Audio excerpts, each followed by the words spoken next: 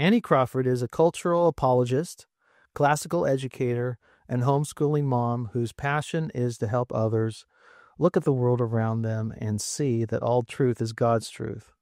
She works at the intersection of faith, imagination, and education, guiding others to engage culture thoughtfully through a Christian worldview. For the last 2 decades, Annie has worked to reintegrate education and discipleship by creating classes, lectures, and discussion groups for both school and church contexts. In 2014, Annie co-founded Divine Classical Community, where she currently teaches apologetics and humanities courses for their high school program, Vine Classical Hall. From 2016 to 2021, Annie helped develop the Faith and Culture Ministry at Christ Church Anglican of Austin, and in 2021 she co-founded the Society for Women of Letters, where she currently serves as Senior Fellow. Annie is also a member of the Ciceronian Society, a network of Christian scholars committed to cultural and civic renewal. Annie teaches online courses for the symbolic world and writes on theology, culture, and education. Her work has appeared in Salvo, The Symbolic World, The Shadowlands Dispatch, and An Unexpected Journal, which she helped found in 2017. Her writing and speaking is focused on 3 important S's in postmodern culture: story, sex, and science. As an undergraduate, Annie had the privilege of studying literature and philosophy with Alan Jacobs, Leland Ryken, and Arthur Holmes at Wheaton College before finishing a Bachelor of Science in Environmental Studies at the University of Oregon and a Certificate of Biblical Studies from Ecola Bible College. She holds a Master's in Science in Christian Apologetics from Houston Christian University, where she studied with Inkling scholars Michael Ward and Holly Ordway. A native Oregonian, Annie loves strong coffee, black licorice, detective novels, and escaping to the mountains with her husband and children, preferably on horseback.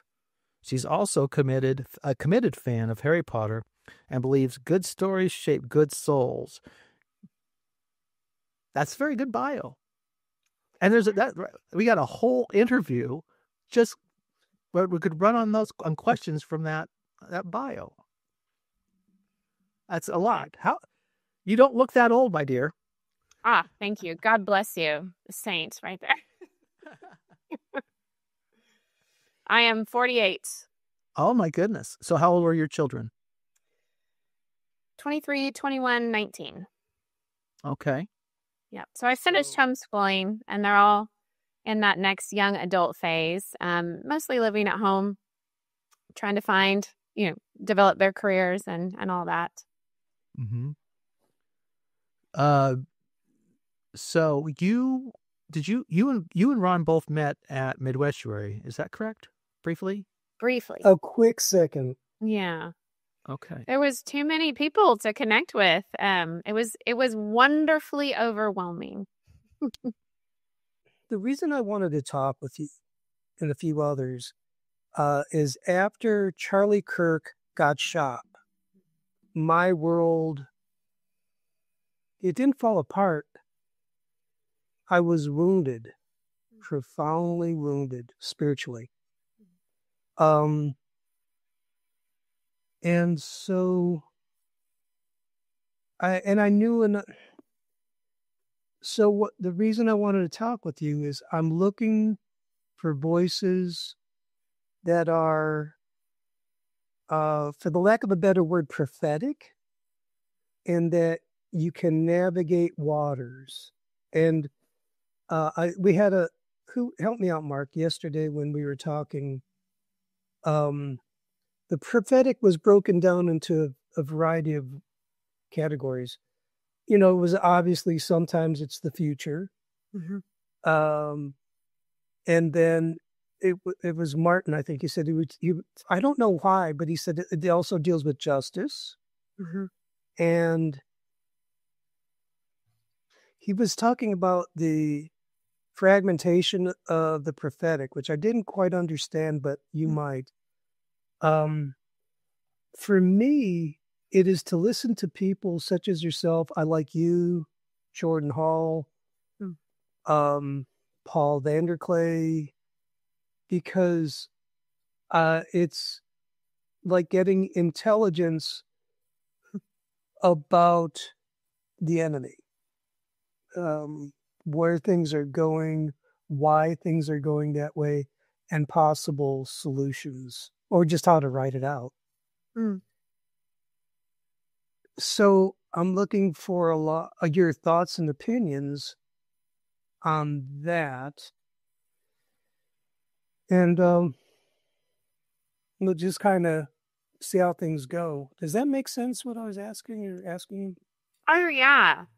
Yeah. I think I found in Jonathan Pajot, he caught my attention, and was because I heard in him this kind of prophetic voice that I think you're talking about. And when I discovered Jonathan Pajot's work, I thought, that's exactly what this cultural apologetics movement is trying to do. We think of cultural apologetics as recognizing that people form their beliefs not just because they're brains on a stick who think through, logical debates and syllogism. Our beliefs are informed by our imagination, our experiences, the social imaginary, the habits, the liturgies we live into. All those things do so much to shape the way we perceive the world and what kind of ideas become plausible or desirable to us, right? So that's what I would say cultural apologetics does. I think Pajot does a lot of that by addressing the way that stories and symbols form our understanding of meaning. And I'll connect this to how is that prophetic? I think that's prophetic because I think what a prophet does, there could be I understand. Go ahead. No, I understand what you're saying, and I agree with you. Yeah. Because I think some of prophecy, we could just call it pattern recognition, right? That if the world lays itself out in certain structures or patterns, the more that we perceive those cosmic structures and those patterns, then the more we can look at what's happening around us and discern sort of the outlines emerge amidst the chaos, right? And so the people who are able to do that are then able to speak in a way that feels prophetic because you can say, no, I see the way this is laying itself out. And there's a predictive power in that, right? Where here's the way reality works. Here's the way that structure is going to lay itself out in what's happening now. And then you can foresee sort of the immediate impact of that. And I think that's connected to justice because righteousness or justice involves living in accordance with the logos, with the created order that God has given the world. That's what justice is. And so part of the prophetic role is saying you are not living into the created pattern that God has given you, and that exhortation, right, to return to the Lord, to repent and return toward loving mercy, right, and loving justice. And so that would be, I completely understand with what you're saying. I think, we live right now in a moment where the worlds are changing, where one world is dying and another world is emerging, and that estuary space or that mixture space or where one thing's falling apart and another thing is emerging is a really confusing space. And so we need more than ever with a kind of urgency, the people who have deep pattern recognition and can help us keep a clear eye, kind of almost like we don't get nauseous. How what I come to think of is you're on, my husband gets seasick. It's when he loses sight of land. And then the waters of chaos start to make your body confused and nauseous. And kind of what that prophetic role can do is here's the land, here's the orientation. Keep that in mind, the cosmic structure as we're going through these waves of transition. Is that speaking to kind of what you're thinking about at all?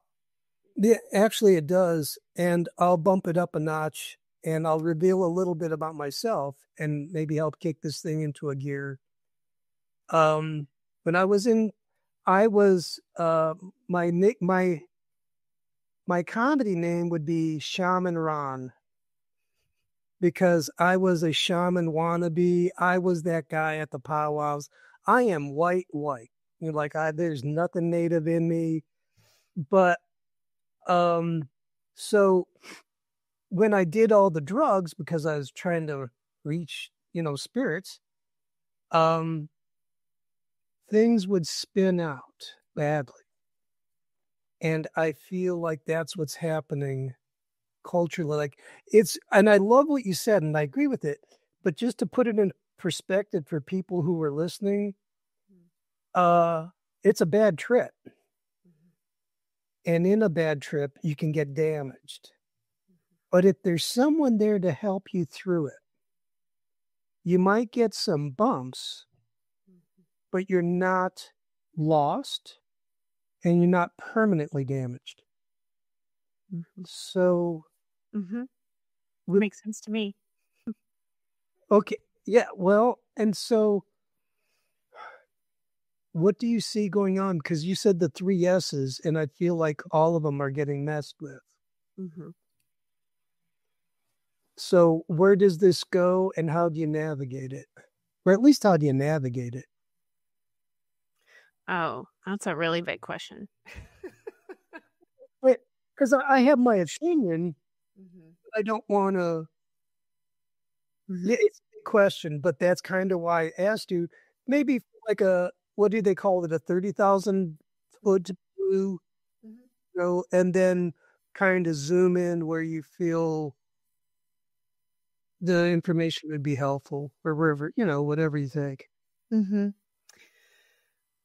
Yeah. So 30,000 foot view. Let me try offering one frame, and then we can move from there in more helpful directions as y'all discern. But we are going through the death of the modern era, and we've been going through it for a while, right? So I always teach. I teach great books. I teach, I walk students through the great texts that have formed Western civilization since Genesis, through the ancient world, through the medieval world, through the modern world. And so my mind is always moving through this historical map, the development of human consciousness and understanding and culture. And so the chaos, the bad trip we're going through is the collapse of the modern frame, which attempted to grasp control of the world through reason and science. That at the end of the medieval world, we had the scientific revolution, which brought about such impressively effective knowledge and power. And I think we made this move that we didn't have to make. So what the scientists were doing, like Galileo and Newton and Kepler, who were devout Christians, who were largely motivated in their scientific endeavor by their desire to worship God through seeking out his wisdom and his presence in the created world. Kepler says, thinking God's thoughts after them. And so they made scientific advancement by sort of, I'm always struggling for the right word, the right verb here. Maybe y'all can help me. But like setting aside matter and motion from an overall context that would include, for Newton and Kepler, meaning and purpose and spirit and mind. Let me try something out. Yeah. I want to back you up to this thing you mentioned a little bit ago, to cultural apologetics, because I think we can circle back around to where you were talking. Explain to me what you mean by that phrase. Yeah, so apologetics, giving a reason or a defense for what you see, what you believe as true. And usually we think of apologetics as offering arguments, rational arguments, historical evidences for the resurrection. But what we've come to see is that people form their understanding in holistic ways through what they experience, what they love, their desires, their imagination. And so the cultural apologetics is really trying to work at that level, at the level of culture, how you're formed by the way you live, how you're formed by the stories that you tell. And so, that's not to say that there's no place for argument and dialectic, because we are also rational. We also have reason, and we ought not, we don't want to be fideists who we just pick our beliefs outside of reason. Reason should be part of how we understand the world, but it's not exclusive to the way we understand the world. And C.S. Lewis is considered the father of cultural apologetics because, he was highly philosophical, highly rational, known as a first-rate debater. But in his experience, he noticed that his persuasive powers, even though he was at the top of his game, weren't as effective as he wanted them to be or thought they ought to be. And he began to meditate deeply on the role that imagination plays. And so, reflecting on his own life, I think y'all know how it was for him like Norse myths that really opened him up to the possibility of a spiritual world, of a world beyond the material. It was the song of the Norse that lured his spirit out of his rationalism. And so Lewis thought, what is this? What is what is the relationship between reason and imagination?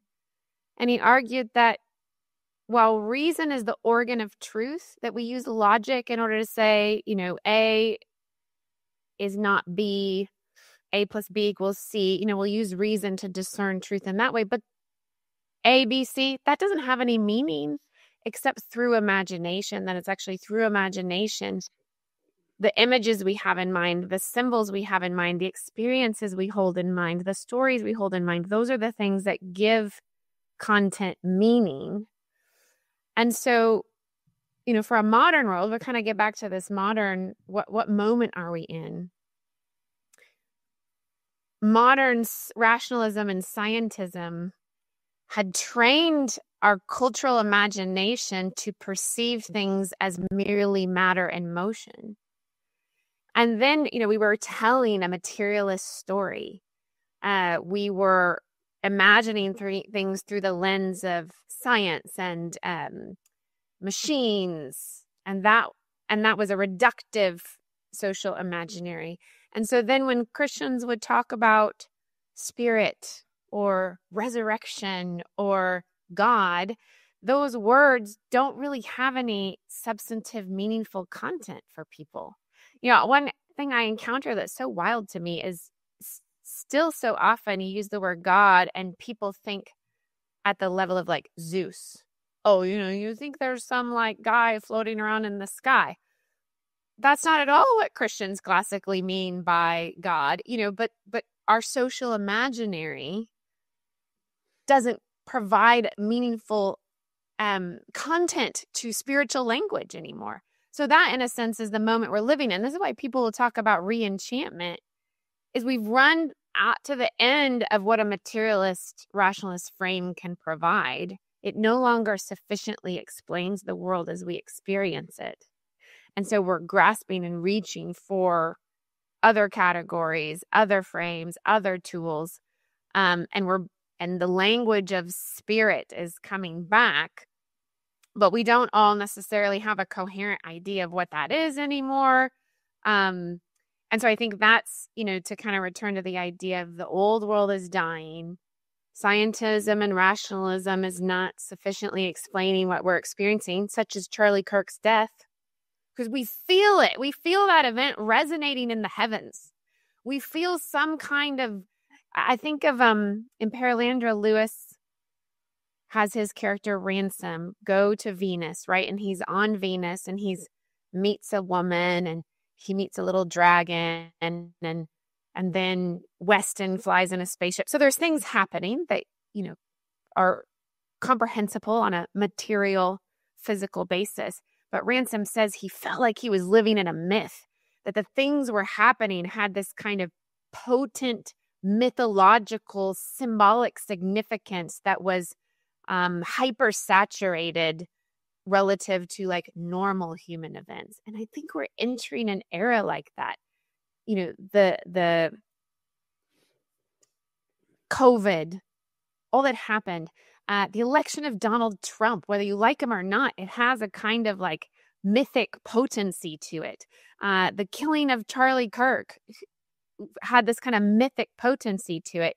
And we're trying to grasp for a language or a frame that can explain this. I keep thinking of the return of the gods, that divine spirit powers, principalities are making themselves felt and manifest again. And we are trying to find ways to grasp that, talk about it, name it. Which is really what, all that back to cultural apologetics, that's what the cultural apologetics tries to do, is try to offer stories and symbols that can shape your way of imagining the world, that will be more fruitful, that will be more in line with a true vision of the world. So would you say that Newton's interest in alchemy be part of his story making, or in his science behind, or to bridge his scientific explorations? Yeah. And would it corresponding, or I guess analogous to that would be for C.S. Lewis, his abandonment of analytic philosophy for myth and literature, be part of his way of giving meaning to his own times. Because it seems like because at one point I believe when you and Sam, I believe, were talking about this, that he had he found analytic philosophy of the early 20th century to be pretty empty of meaning, and so he pivoted to myth and literature. Is that accurate? And do you see a correspondence between what's happening with Newton and with Lewis? Yes. I think he sought an integration, right? So trained as a modern philosopher, a modern rationalist, he was academically trained to see reason as the only mode of real knowledge. And I think what he realized is that's not true. There are multiple forms of knowledge. Reason is one of them. And he was seeking a way to properly integrate the modes of knowing. So not an abandonment for the other extreme, but a recognition that we need both, and an attempt to try and weave them together effectively. So for example, you think of the silver chair, it's a fairy tale. It's full of symbolism and rich literary allusions, and it's very mythic. But within the silver chair, he's providing Anselm's ontological argument as well as Pascal's wager. So he was still trying to integrate dialectical, rational understanding properly with intuitive, symbolic, mythic knowledge. Where he was raised to see one as the only true way of knowing, he's like, no. There's multiple ways of knowing we need to bring together into a holistic way of perceiving the world. Ron, did you have a question? I'm kind of chewing on some things, because it's why. Okay, so it seems like I came from the New Age, and it seems like, I'll give you the good news first. I've had friends who were on silent retreats after being on an ayahuasca retreat, and Jesus coming in saying, "Hi, come on, it's time to go." And they weren't even looking for him. And they're like, okay. And this is happening a lot. It seems like the old gods are becoming in vogue, and Jesus, it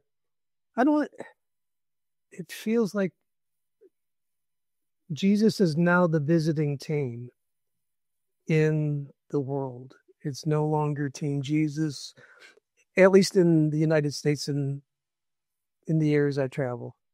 It's more like Christianity is becoming secondary, and any religion except Jesus is pretty much cool. Except there's this weird lightning strikes happening where God's coming in sovereignly. And I see, it's almost like I'm seeing this, and then the world is actually acting crazy at the same time. And I'm guessing they're tied together, in my opinion. Mm-hmm. What would C.S. Lewis say about that? What do you think? Yeah, he in the Screw Tape Letters. Have you all read the Screw Tape Letters? Mm-hmm. Yeah. He talks about, the tactic, because you said this, like, I think at the beginning of our conversation, feels like some of us are able to have sort of intel on the enemy. And in a sense, that's Screw Tape Letters, right? Lewis perceiving what's going on at the spiritual level, in a sense, and trying to find a way to communicate that to people. And one of the key ideas he has is he has the demons kind of talking to each other to reveal their plan. And one of their plans is to create their perfect work. The Materialist Magician. Do you remember him talking about that? No, but I need to check that out. That's awesome. The Materialist. It's fascinating. Oh, wow. And then he really develops that idea narratively in the Ransom trilogy through the character of Weston. But, he says, well, during the modern era, our tactic has been to hide ourselves. So as to convince people the spiritual realm doesn't exist. And if they don't believe the spiritual realm exists, then they won't worship God. And, we've got them that way through their apostasy, their denial of God, by pretending there is no spiritual realm. And they're like, but there's a downside to that, because we can't produce quite as much evil as we really would enjoy producing if they treat the world as, kind of mechanical. We really want to be able to corrode the soul more. So the Materialist Magician, Lewis imagines, is where you've brought in materialism so that people no longer acknowledge God or good spirituality, but then you begin to mythologize science, so that people will be open again to spirit. And we can think of like powers and principalities that come from above, but they'll only be open to it in terms of power. We'll have shut out good spirit, we'll have shut out God, and then we'll slowly open them up to spirit. So what he says is like mythologizing, again, because we can't help but have stories and look for patterns and look for top-down causality. We'll mythologize science, we'll mythologize sex, we'll mythologize these other things, so that you'll then get a materialist magician, someone who can't believe in God, but who seeks spiritual power from us. Right? And so I think we've moved into that space where materialism doesn't work anymore. The veil is opening up. The war in heaven, to use Charles Williams' phrase, is becoming clearer. But we've been so trained against Jesus that people are looking to these other powers and beginning to allow those patterns to shape their lives, let's say. Yeah. I'm trying to find the quote exactly for you. Oh, I found it. We have great hopes that we shall learn in due time how to emotionalize and mythologize their science to such an extent that what if, in effect, a belief in us, the demonic, though not under that name, of course, will creep in while the human mind remains closed to belief in the enemy. The life force will be a helpful term, the worship of sex, some aspects of psychoanalysis. These may prove useful if once we can produce our perfect work, the materialist magician, the man not using but practically worshiping what he vaguely calls a force or a power while denying the existence of God and angels, then the end of our war will have been in sight. We will have dragooned the human spirit once and for all, right? And you see this mythologization, the way that, have y'all seen the book by Tara Isabella Burton called Strange Rites? Not yet. Not. It's fascinating. What she does is describe the way that everyone is ritualizing things right now. You think of I think this is why the worship of Halloween is coming out. She talks about ritualizing, eating paleo becoming kind of this like religion for people. And you see communities forming around it and ethical norms being formed, people being shunned, whether or not they keep the religious ritual properly. These tech companies, right, creating religious rituals around the release of a new AI or a new tech. I don't know if you've seen the CERN celebration. Do y'all know what CERN is? Yeah, but there was go ahead, please describe it.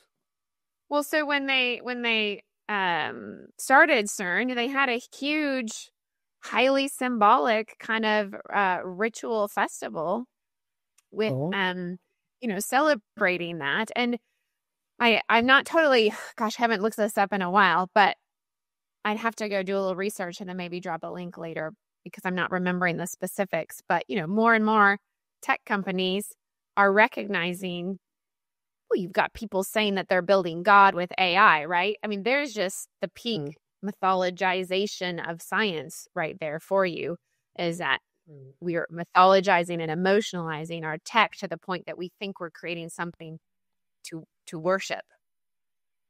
There is no God, but we're creating them. Yeah. The perfect work, the materialist magician. Well, but it seems like we're besieged on both sides, because when I think of Newton, I do not think of a person who's hostile to education. I mean, this is I believe he's Neil deGrasse Tyson's favorite scientist. Just because he changed so much in one lifetime. Yes. But in the Christian right, we have a surge of because of scientism within the secular space, there is a hyper anti-scientific surge that you might call it hyper skepticism about anything scientific, and so and that leads to a great deal of superstitious thinking, magical thinking within that realm, just as you're seeing a lot of the magical thinking you're describing in the secular realm. And what we're seeing is a kind of collapse of respect for disciplined reason on both sides, in both hemispheres of the culture. Do you see that too? Have you given it any thought, I guess I should say? Yes. What I see more is, I don't see anti-science science attitudes so much. That's not to say they're not there. They are.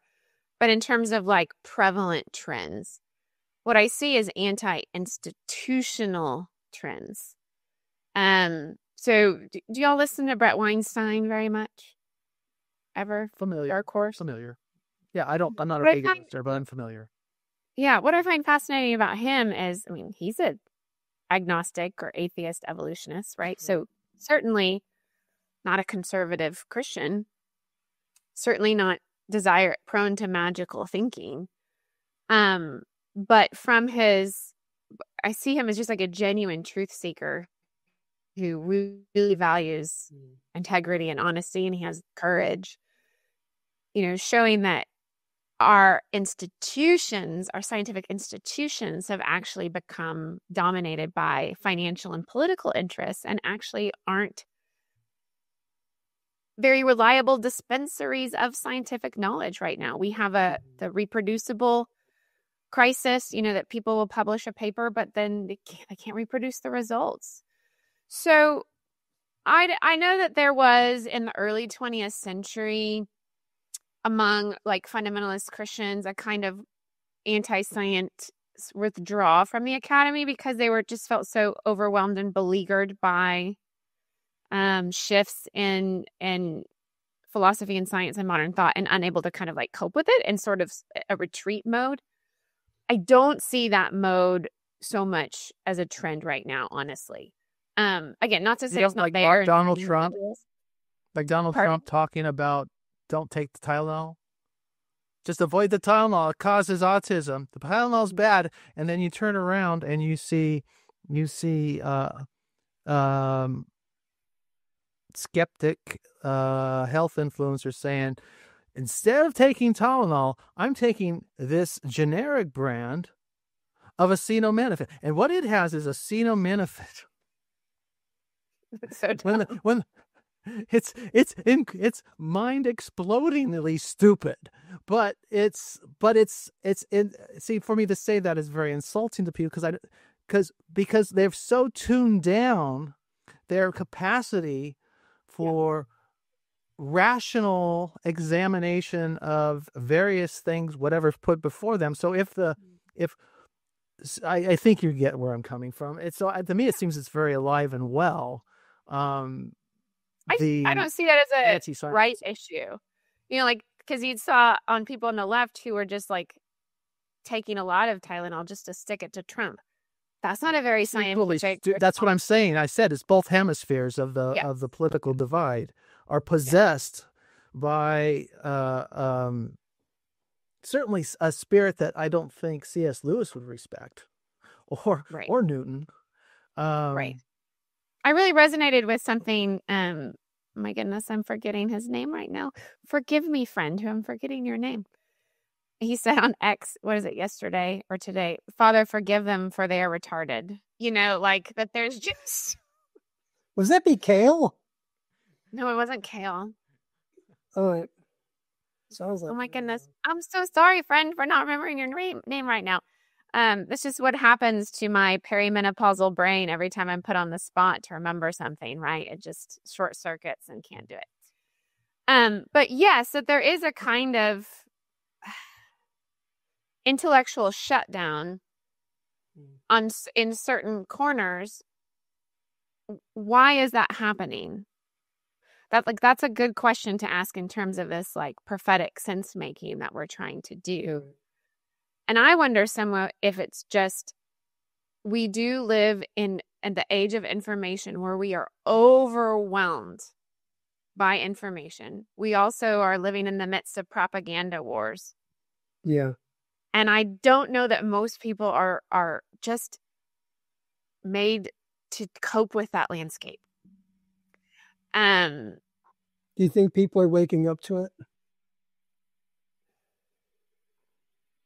I think there's a sifting. Let's Lewis says this in That Hideous Strength. It's a passage where I can't remember the character's name, but one of the older characters, he's a professor, he's talking to his wife, and he's saying, as as the world unfolds, as the cosmic story unfolds, things are coming to a point.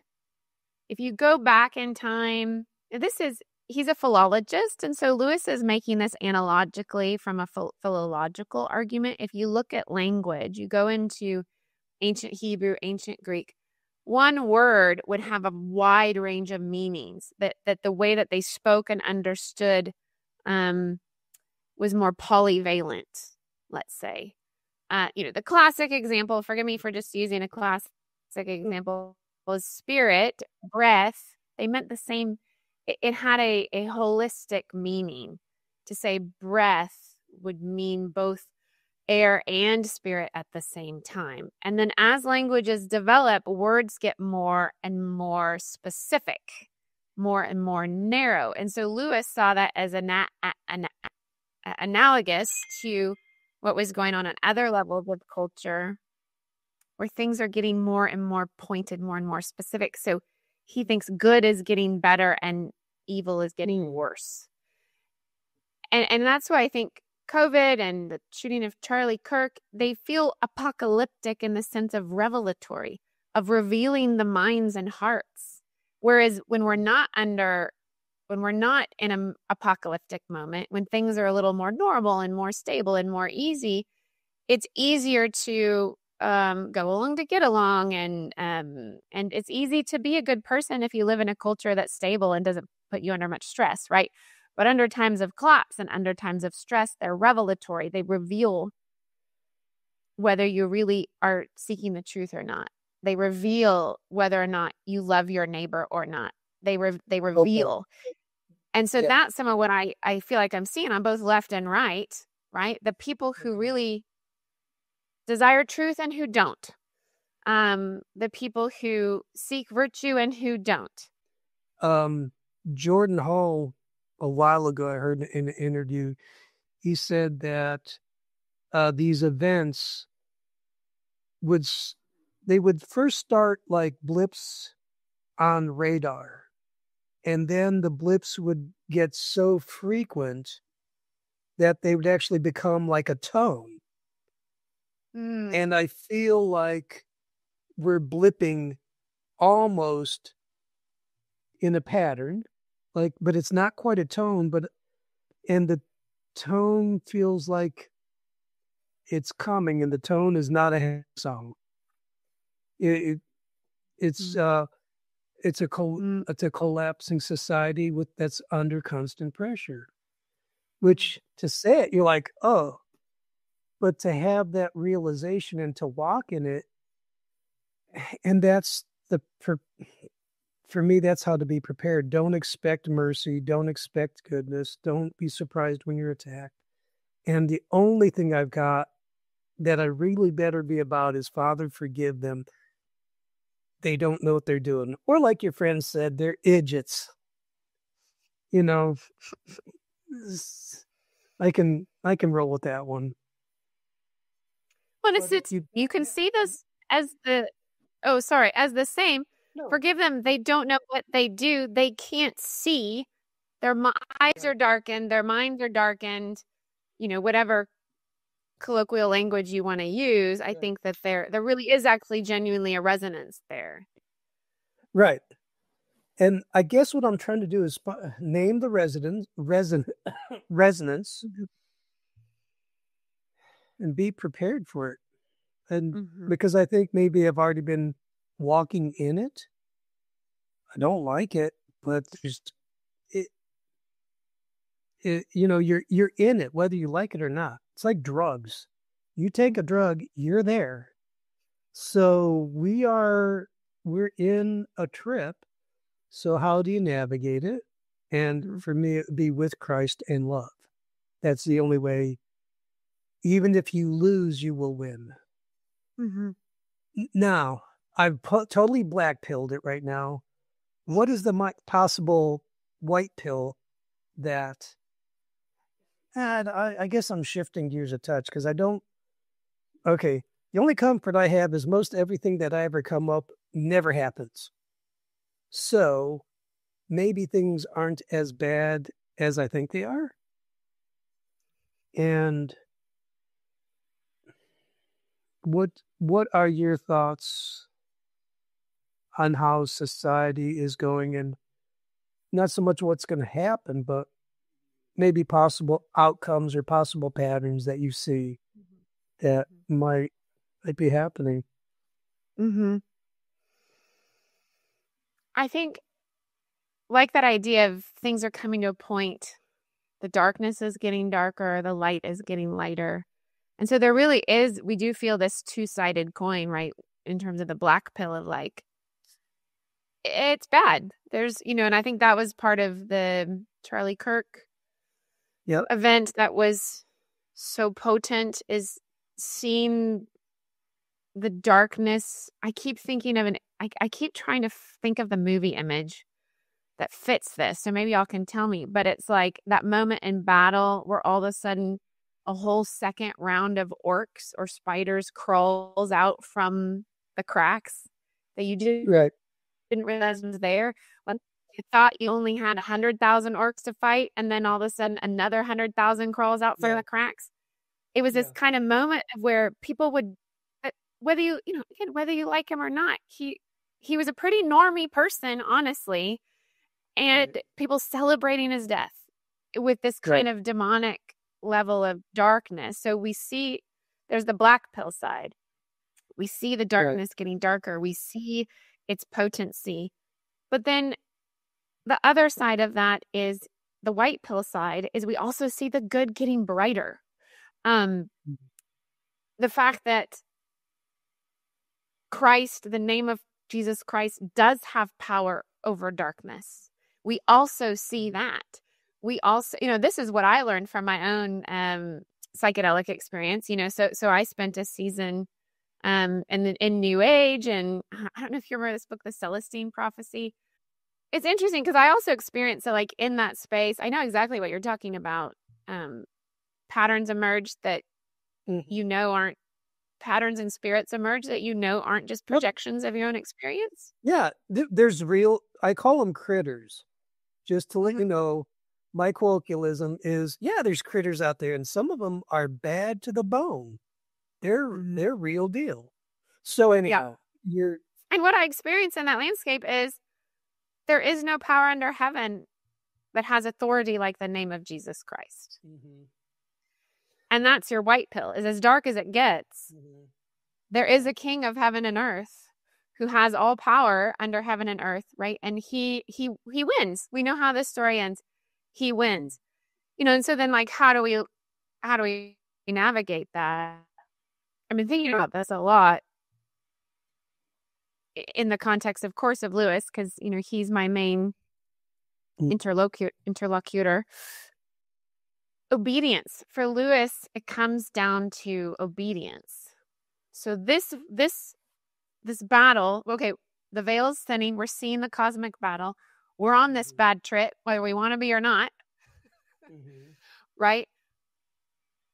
But it's a heavenly battle, which means the battle belongs to the Lord, as Scripture tells us. The battle belongs to the Lord. It is His battle to lead, His battle to win. He is the victor.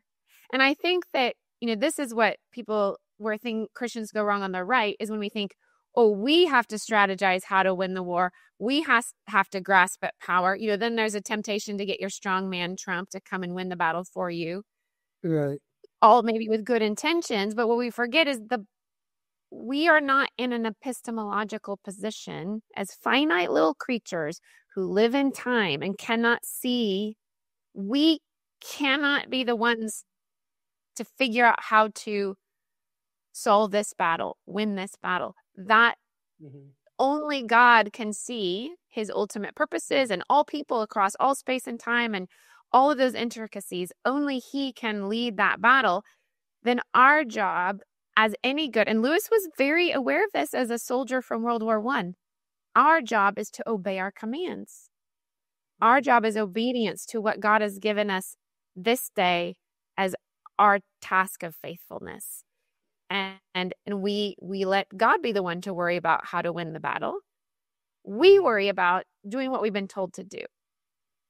And when you think that way, actually, it's very clear what I need to do today and tomorrow and the next week. I've been giving my marching orders, and that's enough for me. Mm-hmm. I think Lewis sees obedience as the key to navigating this landscape. Yeah, sorry.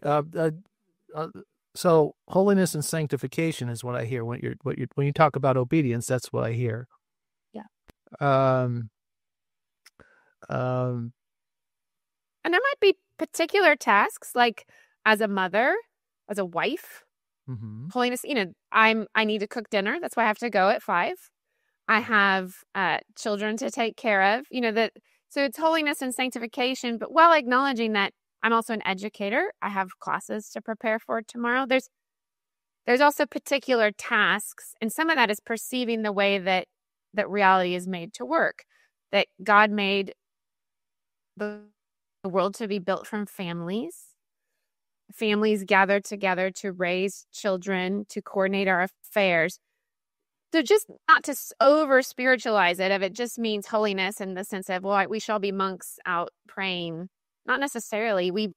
In our holiness, in our sanctification, we are given like specific practical tasks too that are part of.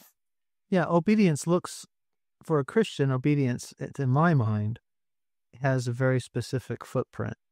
I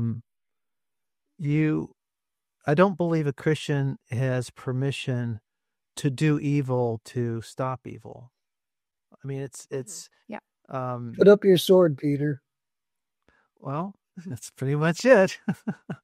And then Jesus comes along and fixes the damage, right? So that the plan can commence. I mean, you mentioned like feeling resonance in heaven at the assassination of Charlie Kirk. Yes, but where was that resonance for Christians with the political assassination of the Democrat Melissa Hartman and her husband? I have an answer for that. Hold on. You can answer, but this is actually Annie's interview. Not right. Excuse us, Annie. We got to work something out. Or even that attack on Paul Pelosi with a hammer. It strikes me as holiness and sanctification require us to see the spiritual and see God's command regardless of our party or denominational or religious affiliations, that we seek justice, and we seek justice for all, without equivocation. What do you think? Do you have any? Is that resonating at all? I apologize for a poorly phrased question. Yeah. Maybe I can transition to Ron's thought too. Yes, I was horrified at the attack on Pelosi, as well as the Democrat representative. Forgive me for not remembering their name. Melissa Hartman. Yeah. So, and I saw people, I didn't see anyone celebrate those things in my circles, let's say. Right. So part of the difficulty of this landscape is just the fragmentation of our spheres of discourse. Right. And so I try to keep good feelers out there broadly. It's pretty hard to do, right?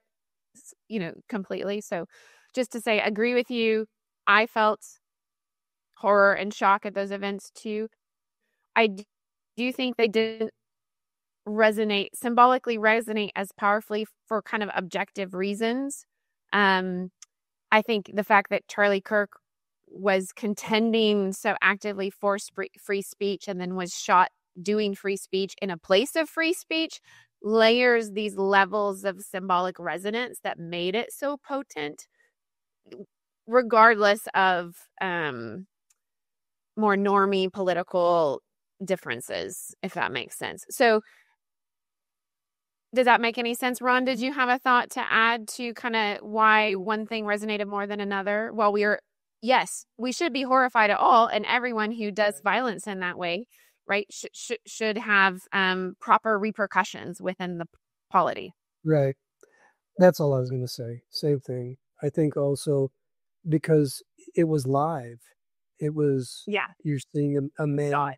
Like, yeah, like when and Mark, to your point, because I did think about what you said a while ago. When the family was killed in Michigan, because I thought I did pray in that moment. I remember because I'm like, and to be honest with you, I knew at that moment the bar had been lowered. I knew that's the new normal. It's just I didn't celebrate it at all. I'm like, oh crap. It didn't hit me as viscerally just because I didn't see it, but I'm sure if I saw it, I'd have wigged out as well. And I think after this conversation, what I'm realizing, it's just violence in general seems to be getting normalized on both sides, or just violence in the spirit of murder. I'm like, oh, okay. So what are you thinking, Anne? Yeah. And I think that's part of the collapse of the old world if we try and bring it together. Sorry, I talk with my hands and I'm holding up my phone to try and get like good surface so we can keep talking. That for a little while, I think it was on your channel, Paul Vanderklay talked about someone who is commenting that, we've thought that certain moral values are just universal or rationally obvious when they're not really, that's sort of the latent effect of Christendom. That when we entered into the modern era, we had 1,000 to 1,500 years of Christendom building up Christian culture, a certain Christian moral framework. This is Tom Holland's argument from Dominion. And then we just kind of naively, understandably, mistook what we all accepted as moral truths, the equal value of women, or the importance of taking care of the poor, or, that those are just rational, universal moral values that people just have. When they're not, before Christianity, women were not given equal value. Slavery was considered totally rational, before Christianity. And so what I think we're seeing is that's part of the collapse of this facade, which sees moral assumptions as self-evident, universal, or rationally based. One of those being, you see this a lot kind of going around social media, that now you've got 40% of college students who thinks violence is an acceptable way of dealing with disagreement. Right? We thought, we all accepted that you don't just shoot someone for their opinion. You don't just kill people you disagree with. Actually, that universal rational moral value is not so widely held anymore. So that's kind of part of this fall of our old, modern, rational, moralistic framework. And then this open, chaotic space of, how are we going to establish our shared values so that we can function civilly together as a society? And I feel like that's really up in the air, right? And that this is where the conversation around Christian nationalism is emerging of, if we got these values we like from Christ, maybe we should return to lifting Christ up as the unifying good around which we live again, right? But then that raises, we all kind of like our secular pluralism. Can't we have our cake and eat it too? I'm very sympathetic to that. I don't like conflict. I have been raised to enjoy, but how do we construct at the fall of modern rationalism? How can we still hold on to or reconstruct any kind of pluralistic space? That's the question of what new world is being born out of this chaotic apocalyptic moment. What does obedience look like in this age, where you have a society that is in kind of what you described as a kind of moral freefall, but a church that's called to obedience, a church that's not even certain who is and who isn't in the church, a kind of church that's in a state of considerable confusion. Excuse me. Yeah, for sure. So let's keep Lewis as the sun around which we orbit. So everyone within the Lewis orbit, what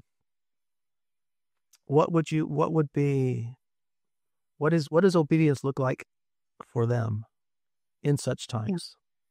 Yeah. There's, in a way, this is what Lewis is exploring in the Abolition of Man. Most of it's black pill, describing the moral collapse. There's a little bit at the end that's trying to gesture toward a direction in which we can go. And I think as I was preparing, this quote came to mind as one that might be relevant to our conversation. He says in Abolition of Man, the cardinal problem for the wise men of old was how to conform the soul to reality. And the solution was knowledge, self-discipline, virtue. And so in the old world, there was this idea that this was a cosmos. This was a logos-shaped world. We were logos-shaped creatures. There was a pattern and an order to the world. And then wisdom and virtue and flourishing and happiness came from disciplining myself to live in accordance, in harmony with that cosmic song, that logos order. But he says that for the modern person, our problem is how to subdue reality to the wishes of men. And the solution is technique and technology, right? So for the modernist, you don't have a logos, you don't have a cosmos, you don't have a logos-shaped world. You just have raw material that you discern a technique so you can manipulate material according to your will. And I think that framework, for me, answers the question, is that we learn to perceive the God-created order of the world again, and we practice living in harmony with that order.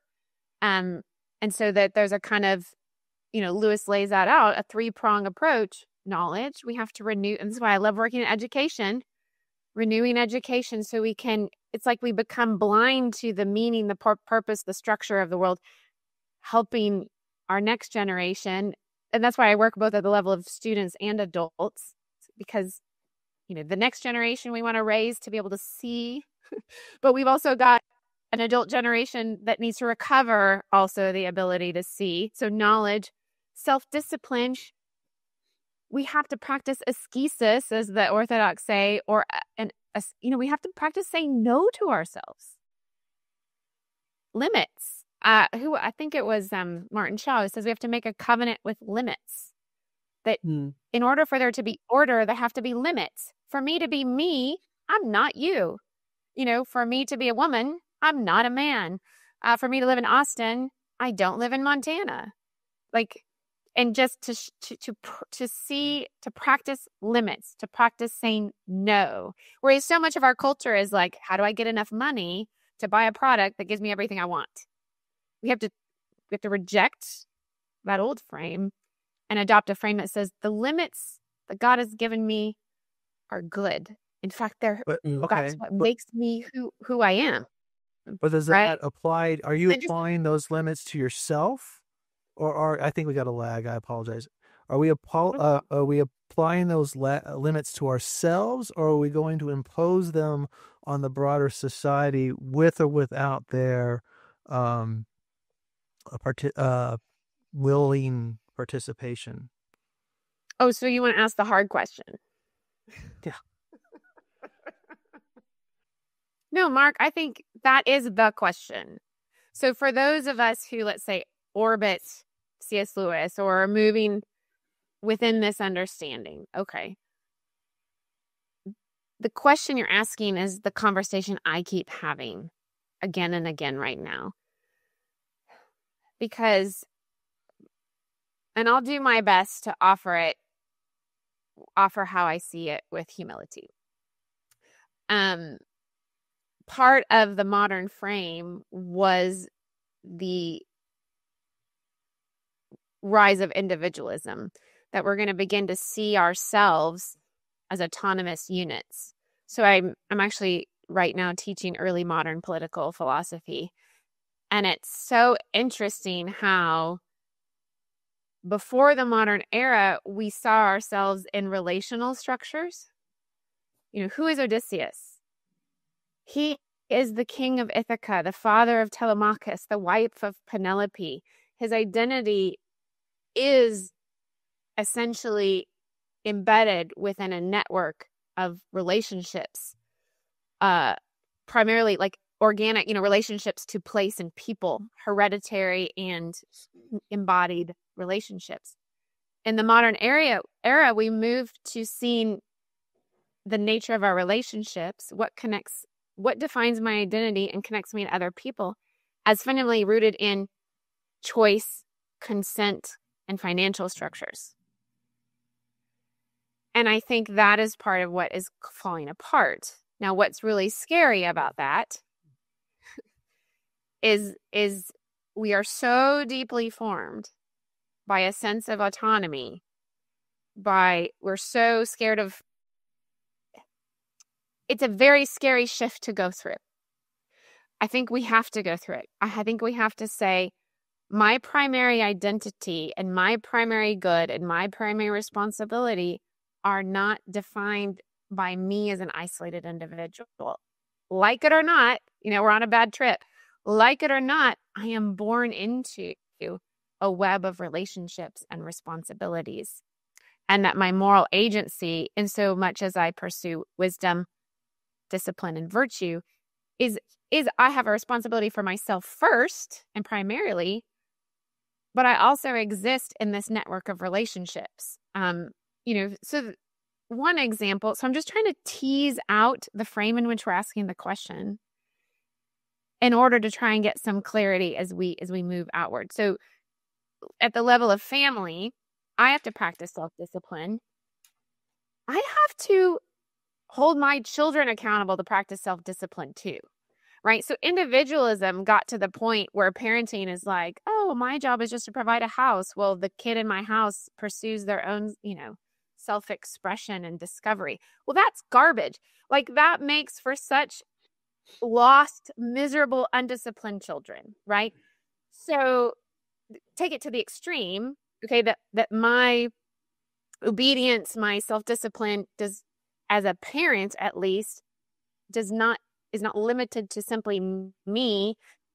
I am born, I exist in this familial relationship, and in order to bring my life into conformity with the way God created it is going to mean I exercise a certain amount of authority over my children, mutual accountability with my husband. Okay, that exists within the familial structure. The question is, how much does that pattern of moral agency and responsibility extend beyond, let's say, the family unit as well, in terms of how we as a society hold one another accountable to live in conformity with the created order, right? Is that the question you're getting at?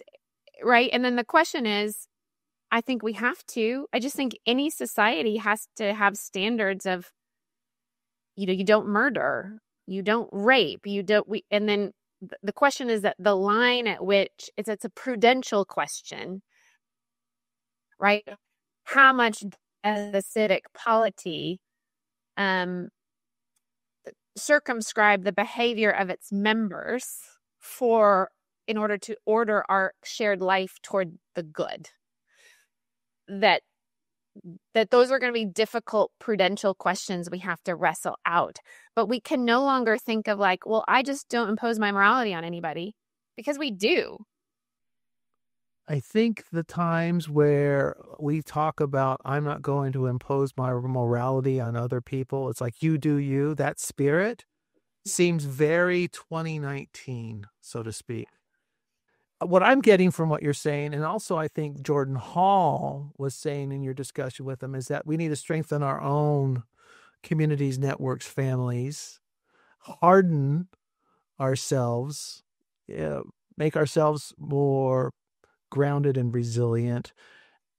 And if we build our house on the rock, the storm can swirl around us, and we will not only survive, but we will grow, because we will be a place of safety for those who feel threatened by the chaos. Can I throw something else in here, which I find interesting? And you got and 2 minutes, Ron. Quick. Oh, I'll make it even quicker than that. I wonder, I'm thinking maybe that for me, that's what interacting with y'all, TLC, has become. Because if I hadn't Mark and Clara and you and so many others, my life would have been really rough. We all go through stuff, but I was able to process it with you guys. Mm-hmm. And so digital I'd rather have people in front of me, but if you could have good people online, legitimately solid people to talk with, to talk you off the ledge or through the darkness, that's not bad. Mm-hmm. Mm-hmm. It is, because I think, Mark, I like what you were saying. What I pictured as you were talking is, my gosh, I'm putting my phone down so I can use my hands. I do think Pageau's image of the cosmic mountain is really helpful to think of. God's given the world an order that we live in harmony with, right? So you've got this idea of this cosmic mountain. And then insofar as I am given a sphere of responsibility, I seek to live in harmony within that sphere, which I think we're recognizing is not just me as an isolated individual, but a sphere that has a web of a network of relationships. To grow into that order, to live into that harmony. And that the more that we do that, right, we restore a stable structure to the world without trying to seize power from the top, right? Which, as you're saying, I mean, Ransom says this in that Hideous Strength. Merlin comes back, sorry, spoiler, and he's like, well, we got to get the king to deal with this great evil. And he's like, there's no king. And he's like, well, we got to get the emperor. And he's like, yeah, there's no emperor. There is no Christian prince. And this is not the way the world is structured anymore. And then Ransom says, and insofar as we are trying to fight this great evil that's destroying the order of the world, we cannot adopt its methods or its techniques. Mm-hmm. We just have to try to live into that order obediently the best we can within our sphere of influence, and trust that as we do that, right, the king to whom the battle belongs, will be orchestrating his armies for our good.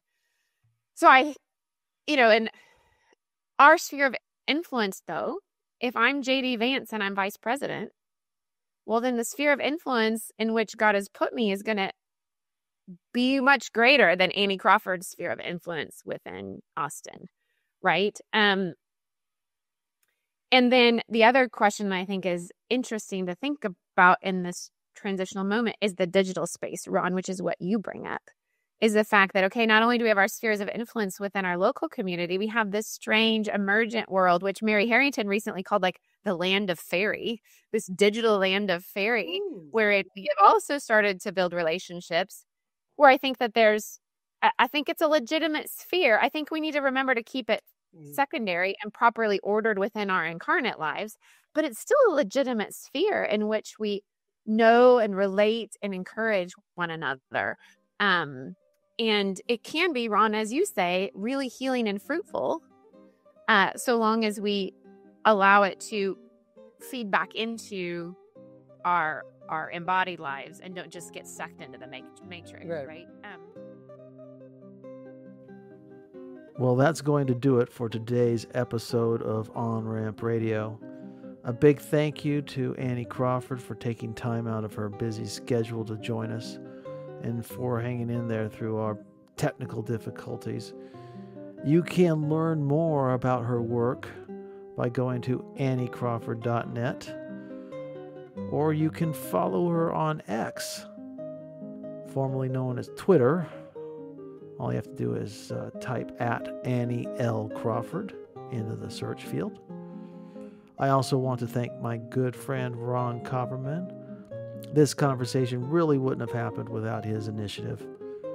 And of course, my thanks to you, our listeners, for tuning in and being part of the On-Ramp Radio community. I'm Mark D. Parker. Until next time, God bless.